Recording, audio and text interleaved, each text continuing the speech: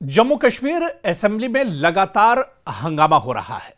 Budget session Jammu Kashmir assembly में चल रहा था, बजट पेश हो गया, उसके बाद भी लगातार कार्रवाई चल रही, कई बिलों को पेश होना था, कई अहम मुद्दों पर चर्चा होनी थी। लेकिन पिछले कई दिनों से जम्मू कश्मीर असेंबली में लगातार हंगामा हो रहा है।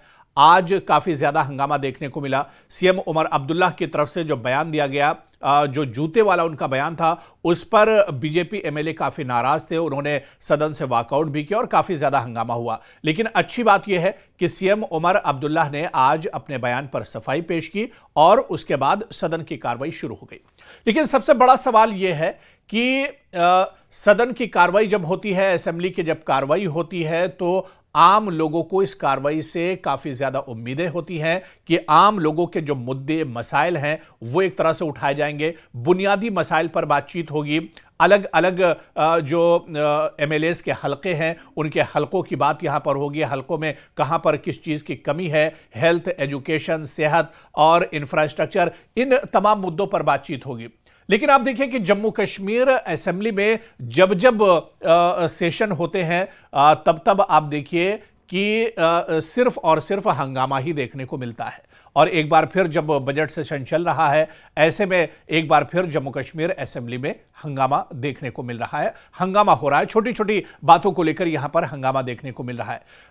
बड़ा सवाल यह है कि आखिर इसके लिए जिम्मेदार कौन है, या फिर जिन लोगों का वोट लिया जाता है और जिनसे वादे किए जाते हैं कि उनकी भलाई के लिए, डेवलपमेंट के लिए, तरक्की के लिए, हेल्थ, सेहत, एजुकेशन और इंफ्रास्ट्रक्चर के लिए इस पर काम होगा, डेवलपमेंट होगा। लेकिन जहां पर डेवलपमेंट की चर्चा होनी है, जहां पर डेवलपमेंट को लेकर बातचीत होनी है, जहां पर अपोजिशन और जो सत्ताधारी है उन सबको एक तरह से बैठना है, सर जोड़कर बैठना है, गौर फिक्र करना है यूटी के बारे में, रियासत के बारे में, वही आपस में जब झगड़ते रहेंगे, लड़ते रहेंगे, आपस में एक दूसरे पर बयानबाजी करते रहेंगे, तो फिर आवाम के मुद्दे कैसे हल होंगे? यह सवाल बहुत अहम है, क्योंकि हर बार जम्मू कश्मीर असेंबली में सेशन आता है और बहुत उम्मीदों के साथ आता है। आम लोगों को इस सेशन से बहुत उम्मीदें होती हैं, चाहे टूरिज्म को लेकर बात की जाए, बागवानी को लेकर बात की जाए, ज़राअत को लेकर बात की जाए, इसके अलावा हेल्थ को लेकर बात की जाए, तालीम को लेकर बात की जाए, इंफ्रास्ट्रक्चर को लेकर बात की जाए।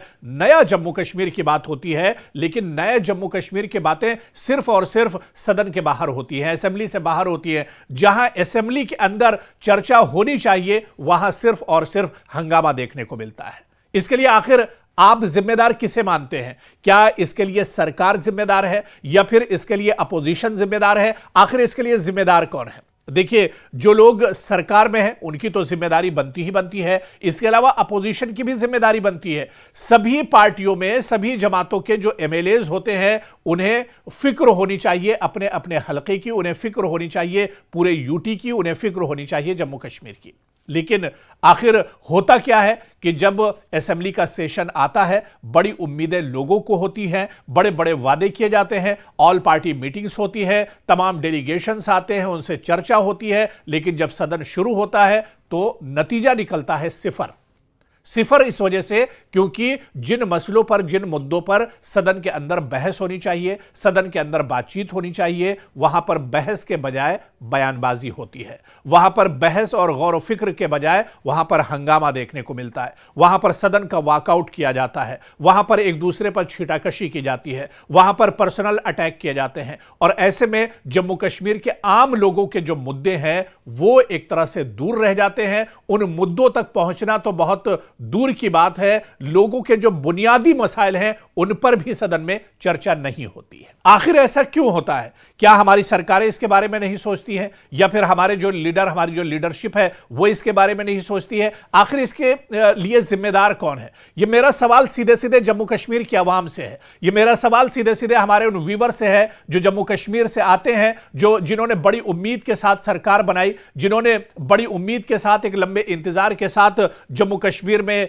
एक अपने नुमाइंदों को चुन कर लाए हैं। लेकिन उनके वही नुमाइंदे जो उनके डेवलपमेंट, उनकी तरक्की के बारे में बात करें, वो आपस में लड़ते, झगड़ते और हंगामा करते नजर आते हैं।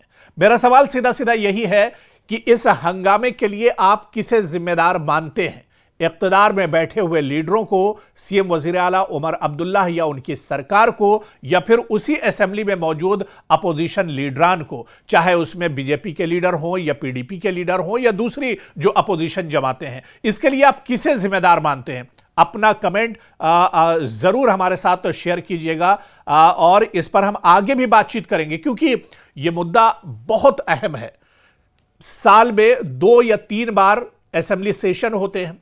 3 बार आप मान लीजिए असेंबली सेशन, या 4 बार अगर असेंबली सेशन होते हैं, और उसमें भी वक्त काफी कम होता है। कभी 7 दिन का सेशन, कभी 10 दिन का और कभी 15 दिन के सेशन होते हैं। और इसी सेशन में जम्मू कश्मीर के आवाम के मुद्दों पर बातें होनी होती हैं। लेकिन फिर भी जब ये पूरे के पूरे सेशन हंगामों की नजर हो जाएंगे, तो फिर आवाम की बात कहां पर होगी? आम मुद्दे जो है वो कहां पर उठाए जाएंगे? ऐसे में आप किसे कसूरवार मानते हैं? सरकार को, जो सरकार में बैठे हुए एमएलएज हैं उन्हें, या फिर जो अपोजिशन पार्टियां हैं उन्हें? आप अपना जो आपका तबसरा है, आपका जो कमेंट है, हमारे साथ जरूर शेयर कीजिए।